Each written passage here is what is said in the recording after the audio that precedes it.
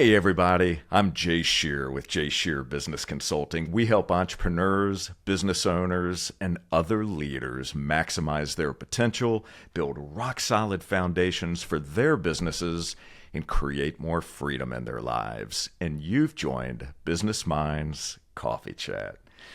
Sir Edmund Hillary said, "It is not the mountain we conquer, but ourselves." Well, on today's episode, we're going to talk about the mental game and conquering ourselves, building resilience, making a bigger impact, why we should do the hardest things first, and more.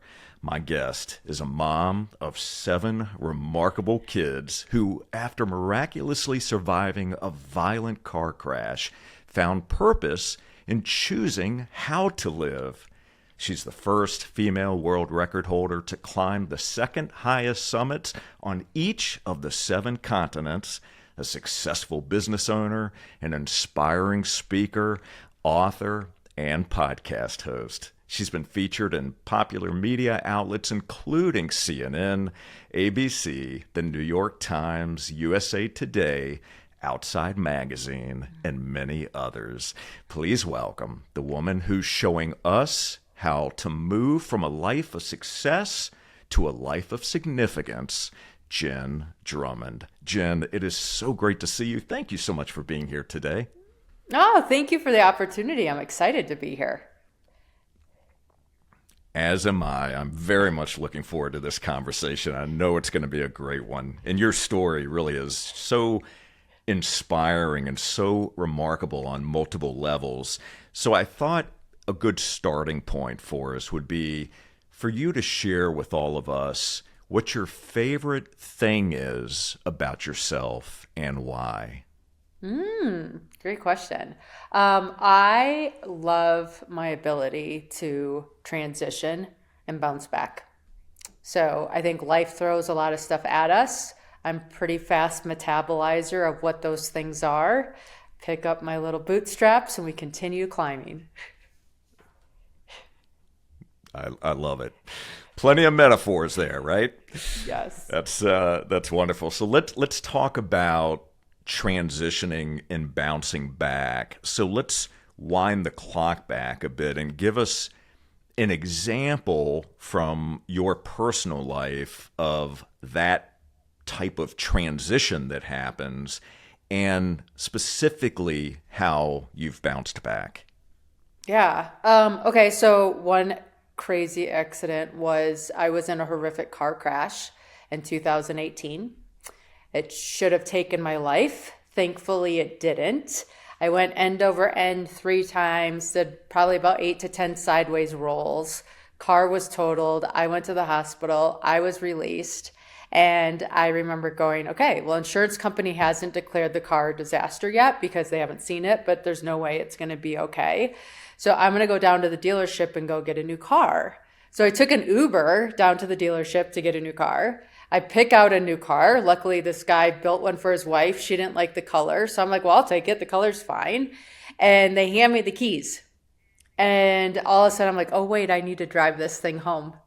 And I was afraid to drive. And I sat in the parking lot for probably about 30 minutes, sitting there thinking, okay, if I don't drive now, it's only going to get harder. Like, I need to drive home. I need to do this scared. It is what it is. And I finally put my foot on the gas pedal. I drove home. I was sweating every time I went next to a semi truck because that's what I hit. My heart went into my throat. I went as many lanes over as I possibly could. I made it home. I was actually exhausted from the car ride, probably because of the mental load. And I would say for the next 6 months, driving in the car, I would get, anytime I was by a semi on the highway, I would have that uncomfortable feeling. My mom came to visit and I had to take her to the airport. And I remember getting to the airport and realizing, oh my gosh, I made it all the way here. And I didn't have any of my things. Like, this is amazing. Like, it worked. I just powered through it. And so that's just an easy, tangible example that shows, okay, things happen. We still have to continue.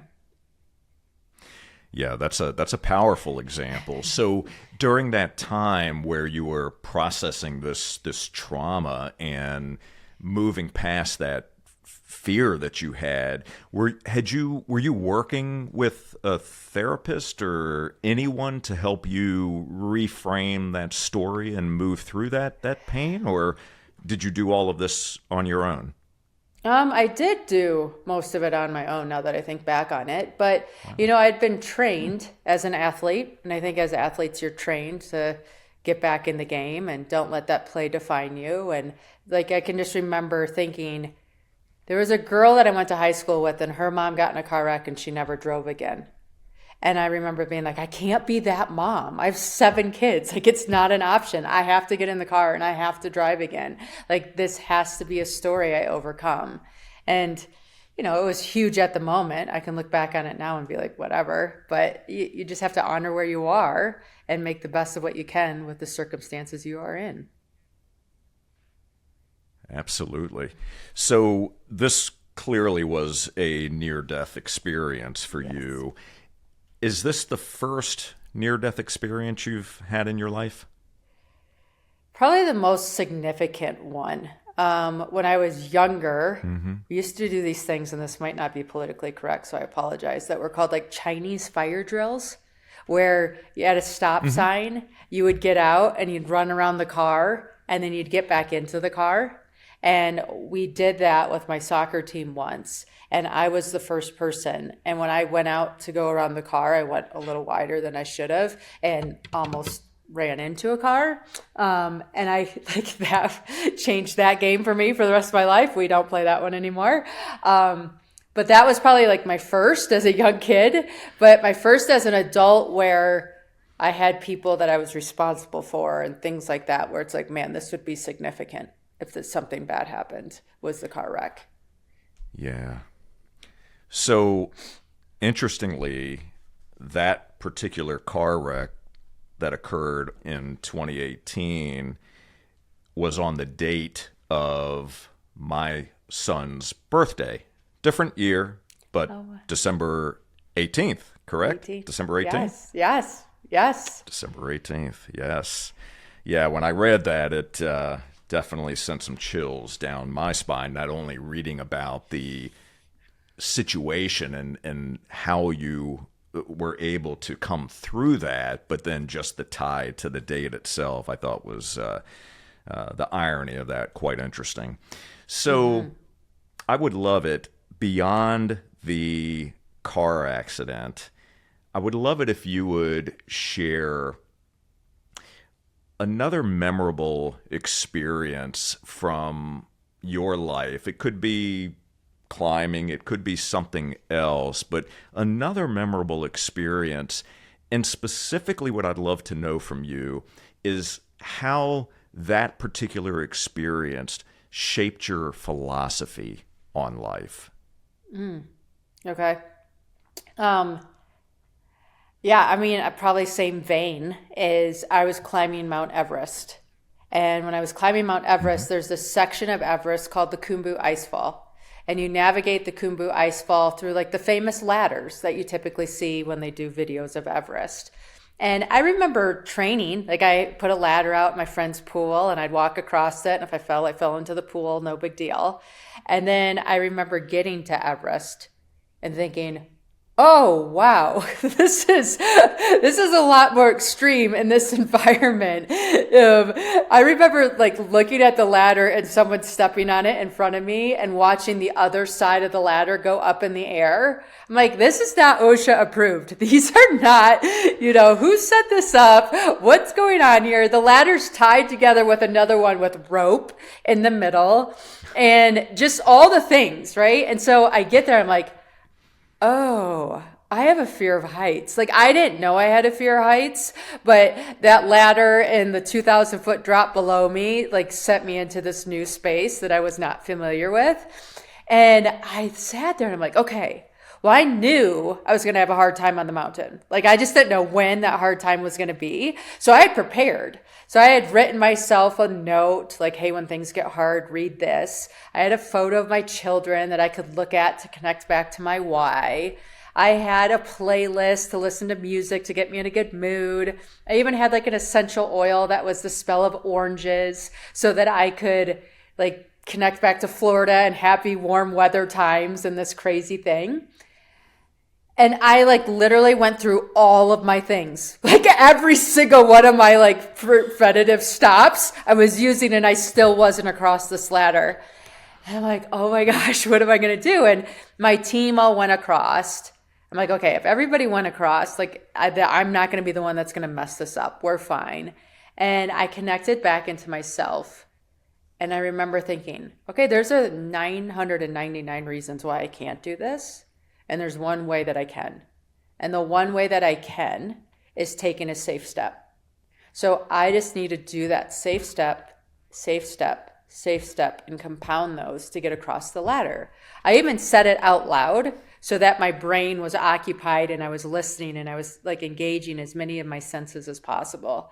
And I, had to swallow my heart back into my like chest again a couple times. It wasn't that I wasn't scared. It wasn't that I wasn't sweating. It wasn't that I wasn't like, safe step, like a couple of those, right?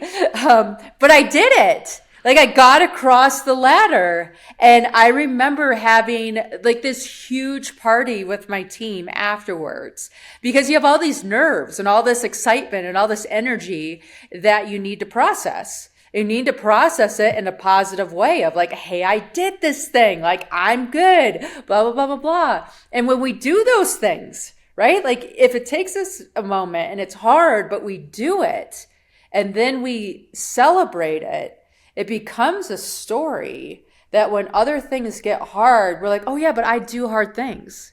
Because I did that thing and that was hard. And I'm a person that does hard things. So this is hard and that's okay because I do hard things. And that was such a significant win for me that I've been able to utilize like anytime something gets hard. And I think it's so important that when we have those stories, we use them.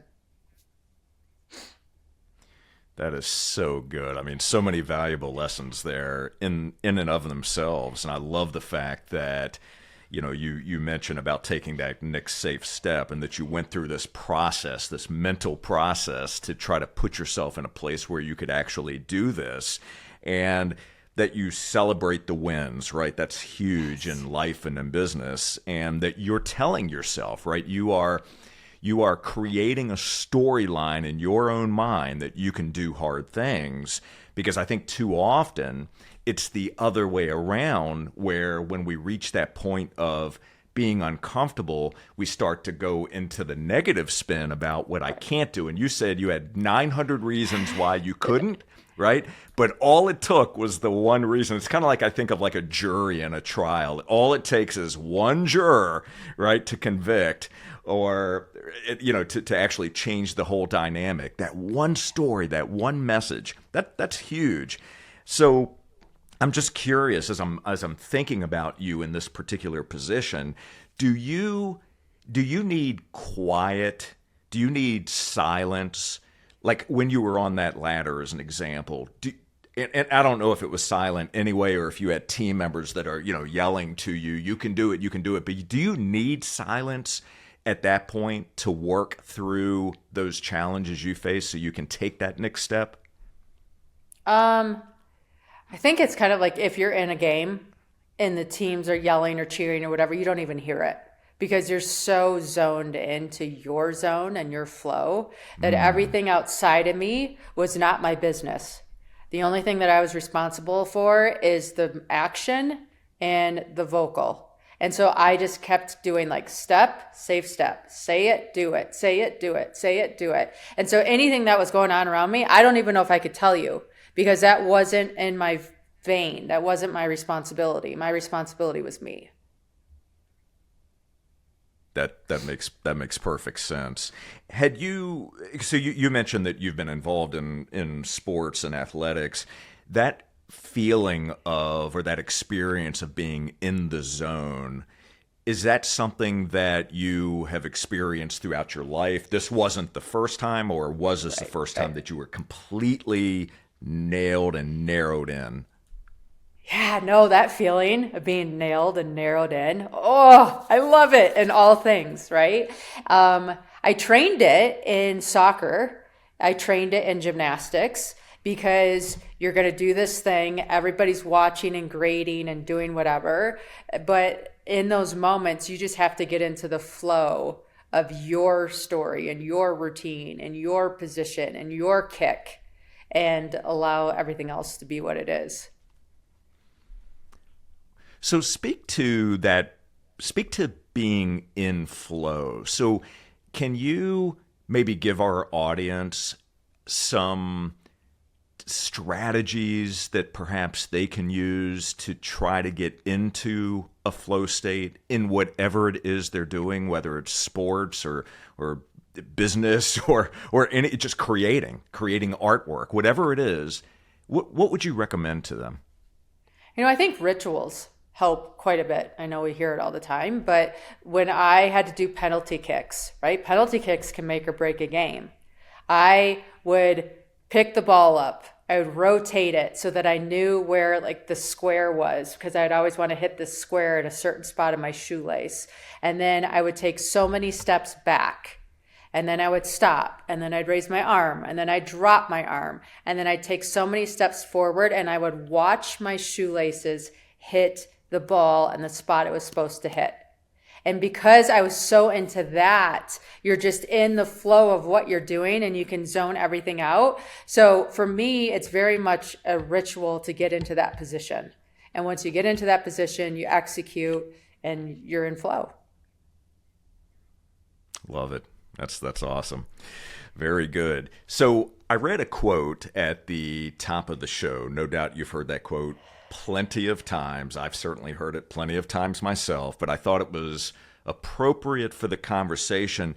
But there was two reasons for it. Number one, I think it ties to the conversation. But number two, I wanted to see if you agree with that quote about it being conquering ourselves, not conquering the mountain.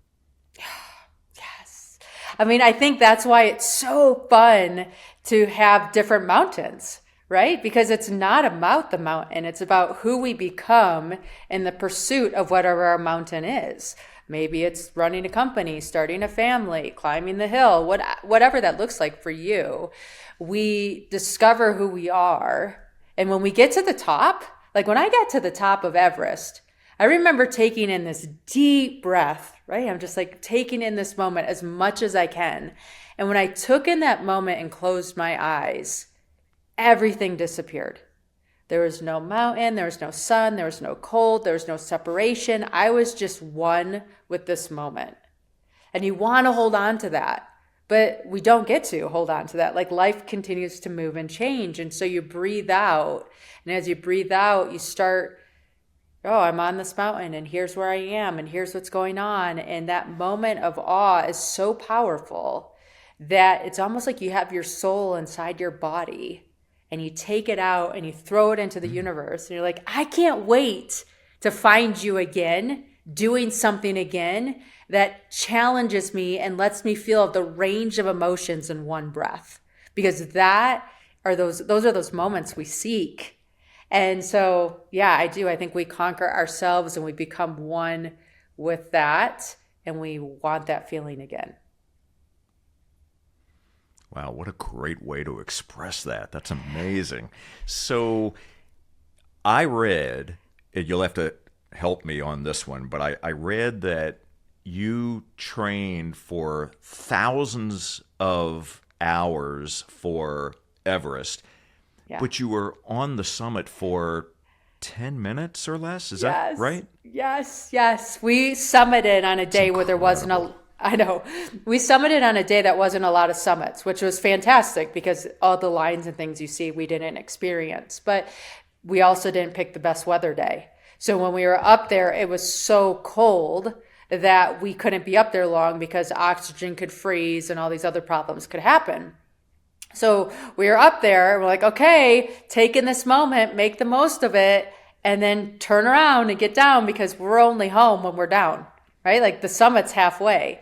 And so I just remember on my hike down thinking, if this isn't a story about you better enjoy the pursuit and the journey and the process and the becoming. I don't know what is, because it is easy to get caught up in those summits. And all of a sudden you get there and you get that raise and you celebrate for 5 minutes, and now you want the next raise, or now you want the next thing, or now you want whatever. And I think it's natural to have that desire to continue to improve and expand and become. But if we don't get to celebrate all the moments in between, we're missing the point. Wow, that is so good. So after you completed that climb, or any of the climbs that you've done, I want to better understand from you how each experience changed you as a human being, and also how it helped you grow and gave you either more courage, resilience, the ability to continue to move forward no matter what mountain is in front of you. Just kind of give us an example from your life of how these experiences truly have changed you. Oh, I mean, like, people ask me, what one was your favorite mountain? It's like asking who my favorite kid is. Like, I love different things about each one of them, and it's been so revealing. So I'll take you to Antarctica. Antarctica, okay. I was the first American female, second female ever, and our team was like 15 through 20 that summited this mountain. So it had only been summited 14 times before. And it's like not frequently. And so the notes are written down by people, and you're reading them and you're trying to study them, and you're on the mountain and you're sitting there thinking, okay, did that rock roll down the mountain? Did we go the wrong way? Is it under snow? Is it like, you know, it's just different. So you're kind of exploring and figuring things out. And I remember waking up on the mountain and we were going for the summit push. And when I looked out, I thought, man, if I would have been born when my mom or grandma were born, I wouldn't be here. Like, this wouldn't have been in the realm of possibility. And look at what an amazing time that I get to be here, and how important it is that I'm doing this thing, because I'm paving a path, we're writing notes, we're making it easier for the next person, so that when I get to the top, it's almost like I'm in a race and here's my flag, and where are you going to take it next? Because the progress that I make makes it easier for you to get to where I was, and now you have to explore and bring that further along. And wherever we are in life, right? Whether you're in your house in Park City, or you're on a mountain, or you're living in Switzerland, or whatever that looks like for you, like, the things that you do in your corner of the world have ripple effects that you won't even know. Like, I don't even know what my grandkids are going to do with the things that I'm doing today, but I know the things that I'm doing today matter, because the things that people did before me mattered, because they got me to where I am. And so I think it was just such a cool lesson in, we're all significant and we all contribute, and it doesn't all have to be these huge things. It's like the tiny little things of what you did that allowed this to happen. And like, that's one mountain and that's one experience. And every one of these stories was an aha, like, oh, like I wanted to pinch myself all the time. I'm like, this is my life. This is magic. I love this so much. And I got to tell you, I can feel your energy coming through our conversation right now. It is so apparent, and I know that everybody that's watching and listening right now can feel it and sense it too, which is so cool, because as you're telling the story, I can almost imagine you putting yourself back in that place and really recapturing and feeling those feelings, at least to the best of your ability. Now, you said something that I need to ask you about before we move on, and this is going back a little bit, but because you said it, I just in researching you and doing my due diligence, I read that your grandmother is a huge influence on you in your life, and it's incredible how certain people who into our lives can make such a tremendous impact. It could be a mentor, right? It could be a friend. It could be a parent, a relative, you name it. But in your case, speak for just a moment or two about your grandmother and why is she such a significant force in your heart and soul? Yeah. Okay. So I have two grandmothers, and they're both I got blessed with amazing grandmas. Okay. So my one grandma, who is still alive and in her 90s, was an only child and graduated from Michigan State University with one of the first degrees that they gave women in home economics. Like, I mean, come on, what? It's, people are like, well, I'm first generation college. I'm like, yeah, I'm not. Okay. Grandma took that one for us. And she was just one of those people that just like pushed and had her own agenda and was here to live it. And then my other grandma, total opposite story. She was a beauty queen, right? So she was a beauty queen. She played basketball. She had 13 children. Her husband died when he was 40, and she never remarried. She did all this stuff for her family the entire life. And just a powerhouse. We called her Grandma B. And she was just the queen bee of our family, and really taught me what it's like to be the matriarch and stand strong and show your family like, hey, I got you. And by me having you, you have that foundation to go explore yourself and experience and become whoever you're designed to be. And so I'm so blessed with these just two amazing women that demonstrated opposite veins of just awesome. Incredible. What great role models to have in your life. That's really is an amazing thing to have.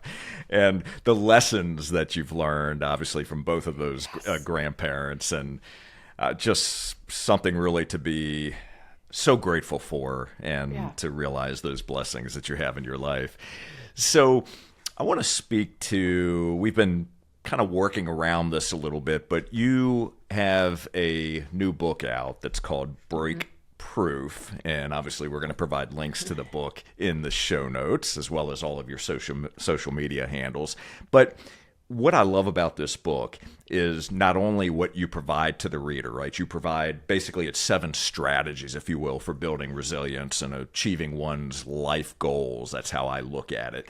But through each of these strategies, you tell stories, right? You apply the lessons that you took from each of your experiences, and then how those can be applied to the reader's life, to business, and everything in between. So it's so applicable, and it's real, and it's raw, and it's told in your voice and in your spirit and language. And I really appreciate that.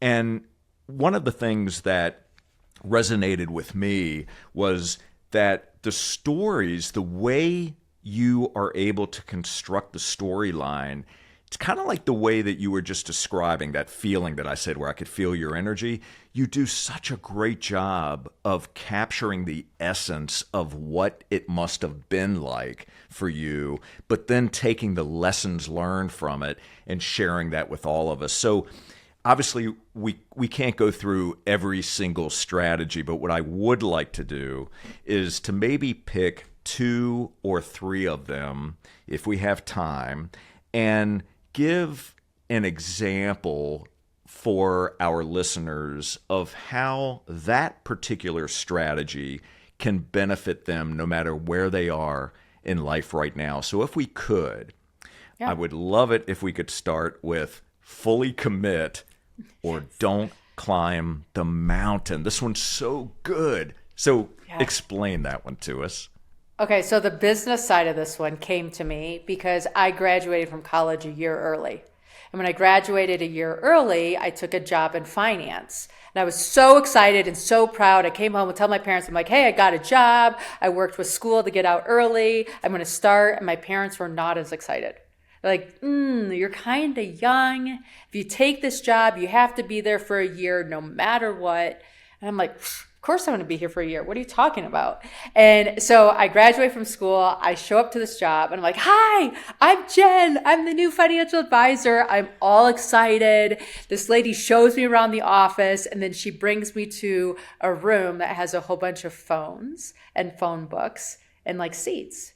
And she's like, okay, well, I think you're going to be there. Your manager will come in about 15 minutes. And I'm like, oh, but I am a financial advisor. This kind of looks like a call center room. And she goes, honey, how do you think you get your clients? I was like, what? Yeah. And so what happened was this first week on my job, I'm cold calling, right? I never asked about this. We never talked about this in the interview. I have no idea what I thought, but it was not this. And for a week straight, I had to smile and dial and do all that hocus pocus crud. And I hated it. I went home every day sobbing. I'm like, I've never heard the word no so many times. This is horrible. I can't even believe people do this. So bad that the next week at work, I called my college. I said, hi, this is Jenn Drummond. I graduated. I was kidding. I don't want to graduate. Can I come back? And they're like, sweetheart, semester's already started. There's no space. We can look at next semester, but you're graduated and it's not like you just come in and take classes. I was not calling my parents. Like that was not an option. And so I went to the store and bought a calendar and circled 365 days out from my first day on this job. I'm like, I just have to survive. Like I just have to get through 365 days. I can do this. And here's the thing. Like when you commit to the commitment like this, now my brain isn't figuring out ways to get out of it. Now my brain is using its energy to figure out like, how do I succeed? How do I survive? How do I make this less emotionally stinging and all these little different pieces? And the crazy thing is that finance and cold calling is a numbers game. And once you learn to separate yourself from that and do the numbers game and play it out and just do it on repeat and just go, like you actually have success. I had success. Like my first year out of college was a significant year of income, like more than my parents made. Okay, so this was a big deal to me. I mean, I came from not super wealthy parents, but still, like in my perspective, I'm like, oh my goodness. And it was in that I learned the value of committing to the commitment, because if I would have given up, if I would have quit, like I would have never had that lesson. And that lesson is, again, one of those speed dial stories you can use forever.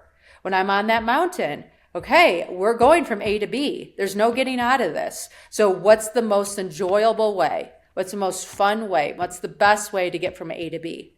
And it changes your energy. It changes your perspective. And so anywhere and anything that we're doing, right? Like I have a junior in high school. Like I just have to get through this year. Okay. Like I just have to get through this year with my junior in high school. And we all have those things, right? Like maybe the boss will get moved or maybe whatever. But I truly believe that if we can commit to something, it frees up our energy to solve it and to make it enjoyable for ourselves. And then we have that resilience built to carry into other things we do. Oh gosh, that is so good. Thank you for sharing that one. The next one that I wanted to ask you about is set yourself up for support. This is another one that is so powerful. So go ahead and give us the story and the lesson from this one for you. Yeah. Okay. So I was going to climb this mountain named Ama de Blam. My son hears it as I'm a dumb blonde instead of Ama de Blam, and challenges me to Mount Everest, right? So then I'm like, fine, I'll do Everest and I'll show you we can all do Everest. And so I call a coach and I said, can you get me ready for Everest? And he's like, yes, I can. I didn't call my mom and say, hey, mom, I'm going to go climb Mount Everest, because I would have freaked my mom out. Like I had to build my support system. I needed to call somebody that could get me ready. And then that person introduced me to other people that had climbed Everest. So I needed to normalize the activity, right? I call my mom and she's like, I've only seen movies and television. You're not doing that. You have 7 children. But all of a sudden I start meeting people that have climbed Everest. I go out to lunch with them. They spilled ketchup on their shirt like I do. So I'm like, if you could spill ketchup on your shirt and climb Everest, we're in the same boat. Like I'm the same as you. And I started training and I started I'm like, okay, I'm actually pretty decent at this thing. And so then I could call my mom and say, hey, listen, I'm going to climb Everest. I've been training. Here's what I'm doing. Here's the people I've met. Here's how it's going. So that it doesn't give her any space to like beat me up because I've already built my shield. And I've built my shield because I've built my support and I've normalized this activity. And so I think when you are taking on something new, hire a mentor, build your team, figure out your story, get all those pieces lined up, and then tell the people that might have questions. And then once the people have questions and they build confidence in you, now all of a sudden they become one of your fans. And it's also, I think, important when I call my mom and I'm complaining about something, I need to tell her, like, I need you to listen. I don't need you to respond, or I need you to be my cheerleader. And here's something that happened to me today. And so then I call her and I'm setting her up to listen, to respond in a way that's supporting me, but I'm getting it from her, but I'm also setting the table for that to be the way that I need it. Wow, that's brilliant. And that last sentence that you just said is so incredibly important for us in any type of relationship, setting the expectation so when we communicate that if I'm sharing something with you, I'm letting you know that I'm not asking you to solve the problem for me. I just need you to listen. Just listen with an empathetic ear to learn, not necessarily to respond, but to learn. Yeah. By the way, that's a valuable lesson in marriage, in any type of relationship. Amen. There you go. Amen. So the next strategy that I would love for you to speak to, and this one just really hits home for me, and it is understanding that the goal is not the goal. Now, this may sound counterintuitive to those that are listening, but go ahead and unpack that a little bit for us, because this one is also equally as important as the others. Yeah. So this was, I started on this 7-second summit quest. I hadn't slept in a tent before. Okay. So like, this is a huge undertaking for me when I said yes to this thing, but I got that whole body yes and leaned into it. And that goal allowed me to set up my life where I would say yes or no to things that would bring me closer to it, right? So if I'm going to go if I'm going to climb Mount Everest and you want to go out to dinner to hang out, it's probably not going to work right now because I need to train for Everest. But if you want to go for a hike with me, we can socialize then and we can take a picnic on the hike, but I don't have 2 hours to give you to do dinner. So my life got structured differently based on that pursuit. And any pursuit that we take, our lives get structured differently to make those pursuits a reality. But the reality is like, yes, I set the world record as the first female to climb the 7-second summits.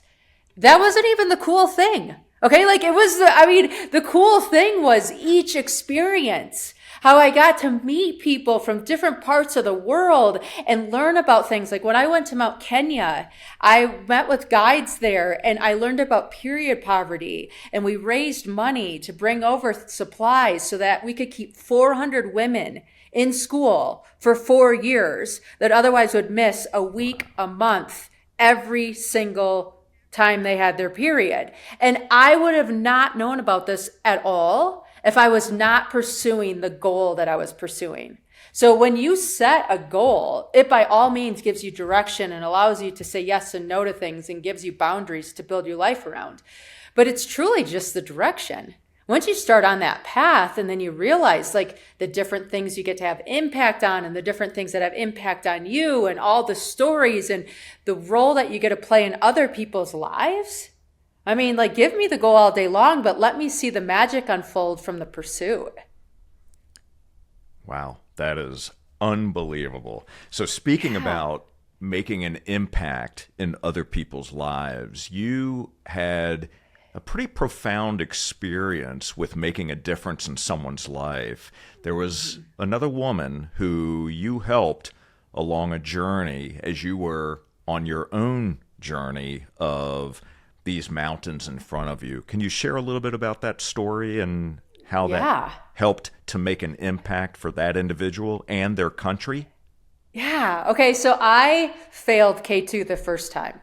I don't know why I went in there thinking like I was going to summit the first time, but I had luck so far. So when I got to K2 and did not summit and elected to turn around, it was pretty hard.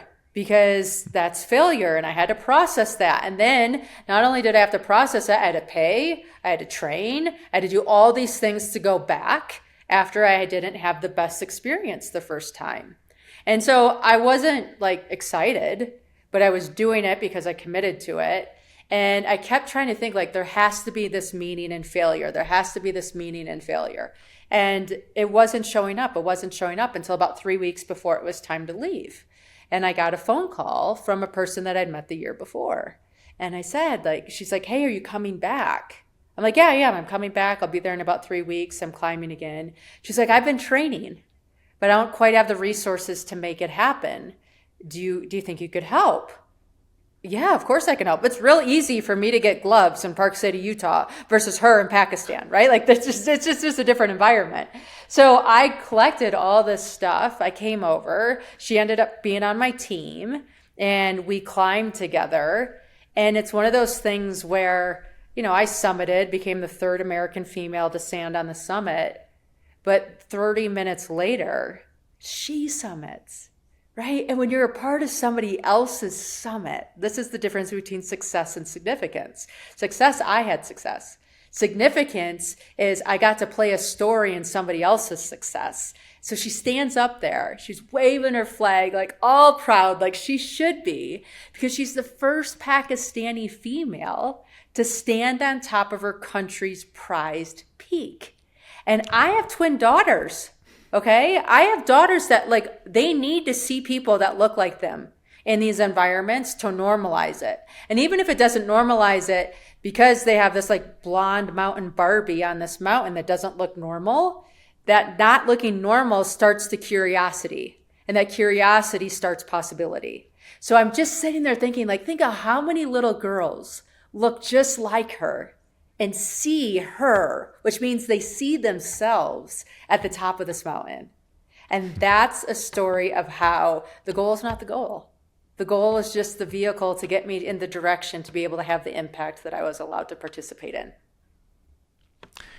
That is so amazing. And it just, not only is it inspiring, but I think about the awesome responsibility of creating that type of scenario where you're looking for ways to help someone else reach their potential, where you're able to help someone else reach higher, not to give them necessarily a hand out, right, but a hand up, whether it's giving whether it's helping with equipment, whether it's helping with expenses, whether it's helping with mentorship, whatever it is that you're able to give, but helping somebody else on that journey so they can reach their maximum potential and then be able to give that same thing back to somebody else. I mean, imagine what that must have been like for that young woman, and then how her life has changed, and then the kind of going back to what you said earlier, the ripple effect is unbelievable. Is a result of that.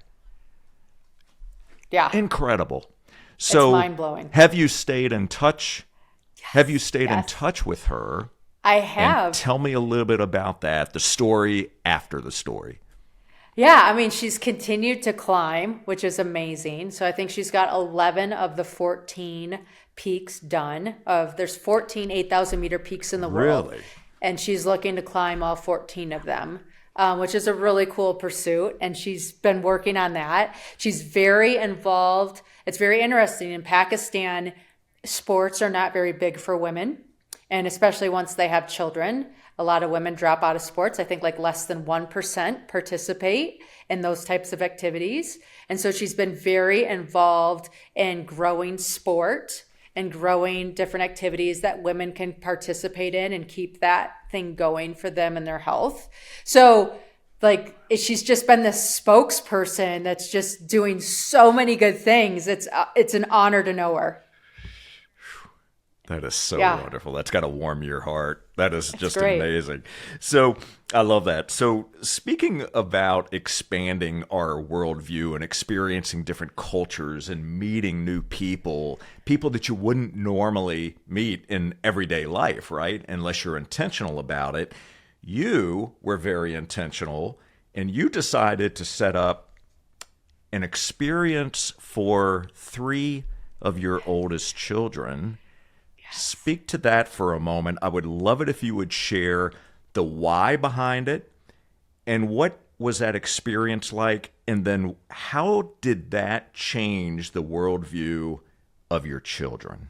Oh, yeah. I like get goosebumps when I think about it. So, everybody asks, what's next? What's next? What's next? And I'm like, I don't know. And I really don't want to know. I want a season of rest a little bit.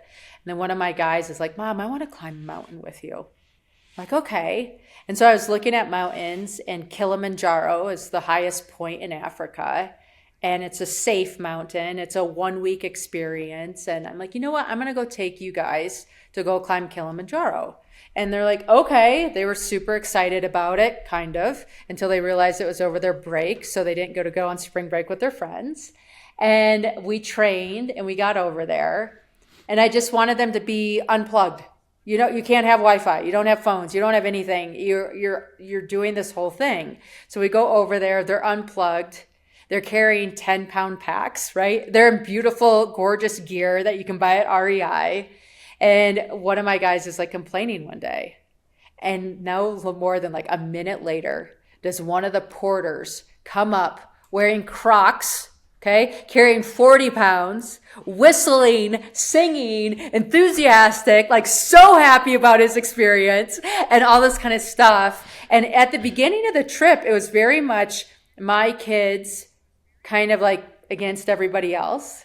And by the end of the trip, they were cooking with the porters. They were singing songs. We talked about the power of enthusiasm, and we kind of had conversations every night at dinner about what we learned from observing these people. My one son's like, I think we should open a business and let them come over and work for us. They'd be so happy. And it was just magic, because at the end of the trip, my guys, like, this was not me driven. They came up to me like, Mom, we think we should leave all of our stuff for these guys, because they need it more than we do. And so we left all of our gear because we can replace it. They could use it for a living. They came up with the idea, and they came home, and they're citizens of the world. Now they got it. It didn't matter your social economic being. It didn't matter any of this stuff. It mattered who you were as a person, and meeting somebody else as a human to human contact and just interacting. And they're like, they want to go again. And I have other kids that want to go. And it's such a magical trip to take a family on or people on, because there's so many lessons to extract. And it's such a bonding experience. I'm so grateful for the whole thing. Wow. What an amazing experience, and what a gift to be able to give to them. So just very briefly, what is the age difference between youngest and oldest of your 7? Yeah. So my oldest is 17 and my youngest are 11. So I took my 17-year-old, my 15-year-old, and my 14-year-old with me, and they did great. And at what age would you then take what would be the youngest age that you would take of your own children? Yeah, it's funny. My girls are like little dynamite athletes, and one of my little guys is not as much into athleticism as the others. So for him, I would wait till he was a little bit older, like probably 14. But the girls I could take at 13. They're just wired differently. So really knowing your kid, like how athletic are they, and are they going to have fun? We did the 7-day version. There's different versions that are quicker, but because of the altitude, I was worried about their brains getting enough oxygen and acclimatizing. So we did the slower route, which gave them a chance to have more success and enjoy it. Outstanding. I thank you for sharing that. Yeah. So as we are wrapping up our conversation today, I would love it if you would give all of us, all of our listeners and me, a challenge. What is something that you would challenge us to do today in this moment? In this moment. Okay, so my current challenge is a toothbrush talk. And so what happens is, like, when you're out on the mountains and you're brushing your teeth, you just look at the universe. You don't even think about it. Everything's beautiful and wonderful. When you come home and you look at yourself in the mirror, I realized that I was saying negative things to myself. I was like, oh, I look tired, or oh, this, or blah. Like I was having a conversation with myself in the mirror because I could see myself again. And so now for those 2 minutes, I think of like, what positive things can I say to myself and say about people in my life right now that just sets us up for a great day. So every morning we're brushing our teeth. So when you're brushing your teeth this morning or this evening, like talk to yourself in the most positive way possible. Go through your gratitude list, go through whatever. And it's amazing how that shifts your perspective and changes your day. That's a great one. I'm definitely going to take you up on that challenge. So instead of a TEDx talk, mine's going to be a toothbrush talk.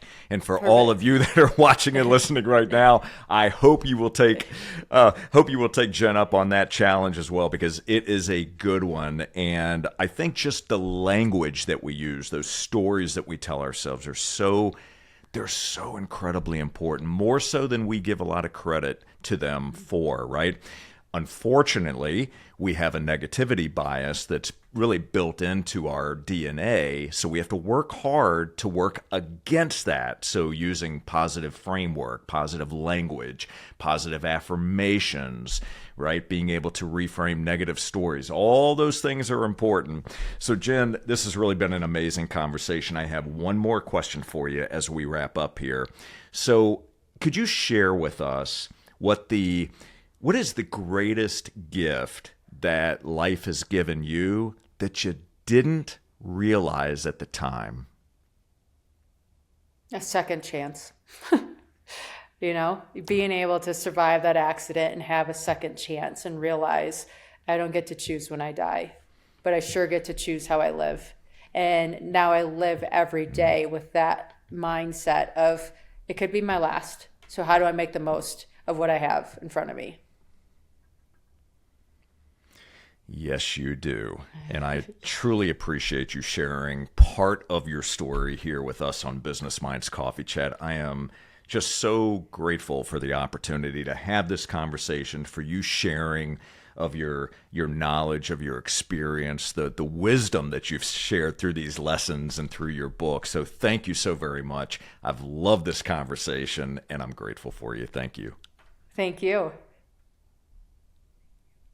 It is my pleasure. And for all of you, thank you so very much for watching and listening. I do have a quick favor. Would you please take a moment to subscribe, rate, and leave us a review on Apple Podcast? That helps us expand our reach and attract amazing guests just like Jenn Drummond. And to enjoy more episodes, all you need to do is visit jscherbusinessconsulting.com, click that podcast button, and until next time, keep learning, keep growing. Make sure you pick up a copy of Breakproof and apply the lessons you learn, and we'll see you on the next Business Minds Coffee Chat. Take care, everybody.